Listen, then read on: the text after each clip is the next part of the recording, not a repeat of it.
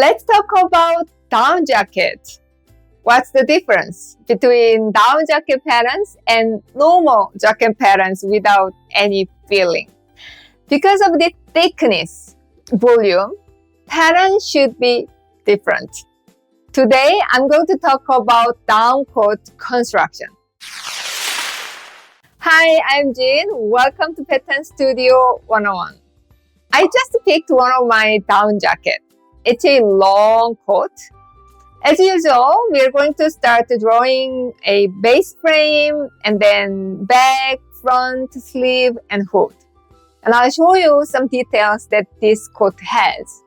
It has a long placket on the center front, a little placket opening at the side seam, and if you see this sleeve hem, it's 2 layers. Telescopic sleeves with whip knit cuff. I'll show you how to make patterns for this. It's going to be 4 or 5 series of videos. We'll see. But before we actually draft the patterns, for today's episode, I would like to talk about the down coat construction in general. I always say understanding construction makes you a greater pattern maker. A down jacket or coat, whatever you call it, has a down inside, obviously, duck down or goose down. And the down creates fluffiness. This fluffiness can be different by the amount of the down, thickness, or quality of the self fabric, and the distance of down pocket stitches. Down pocket stitches, I'm not sure if it's the correct term, but when you see down jackets, there are stitches to hold the down. If you don't have these stitches, all the down will stay at the hem. So you need those stitches to keep the down on the body evenly. Sometimes you see down jackets without stitches like this. Even though there's no stitch on the self fabric, there are stitches inside. Down jacket construction is like this.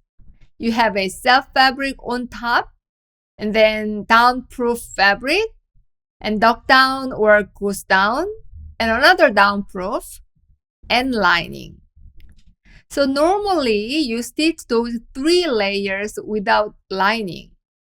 But you can stitch only down-proof fabric so you don't see stitches from the outside. Those down-proof fabrics are to prevent the tiny down feathers from escaping the jacket.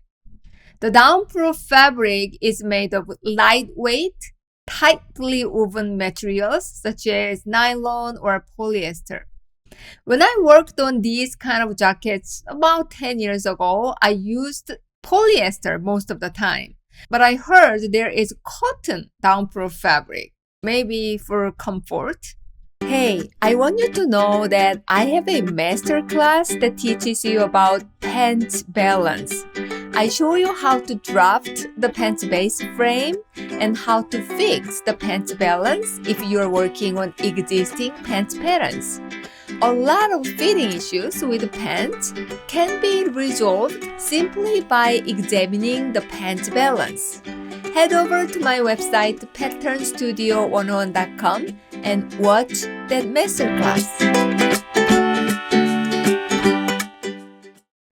To make these kind of lightweight down jackets, oftentimes they take out 1 layer of downproof fabric like this. But then the self fabric should have the downproofing function. Okay, let's talk about patterns. Because of the thickness, you have to add much more ease than normal jackets or coat. However, it also depends on design. Even if these are thick down coats for winter, if you compare these two, their ease should be a lot different. Not only the chest, waist, and hip, but also lengthwise. Coat length and sleeve length will be shrunken because of the volume. How much? It depends on how much down you put in, how many stitches you have, and the quality of the self fabric. So start with 5 to 10% of ease on length and adjust with fitting. One more thing, because the self fabric with down will go up, you need to adjust the lining length later with fitting. Okay, a lot of things to consider. Let's start with a base frame for the coat. Draw a rectangle. Vertical is half of the chest plus 5 inches.